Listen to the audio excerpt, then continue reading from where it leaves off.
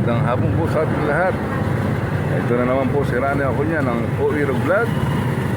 Muli sa inyo nananawagan, sana pakipollow and share niyo po kung po pwede. At malaking tulong po ito para sa akin. Hindi lang sa akin, pati sa aking pamilya. So ngayon po kasi, ito na lang ang pwede ko kaobrahan sa edad ko na ito, yung pagmaneho ng 4 wheels kung mayroong papabiyahe ng Manila o sa Paman, at mamasada ng tricycle gaya ng nakikita nyo. Kaya panay kalsada ang mga binibidyo ko. Ito talaga ang buhay ko.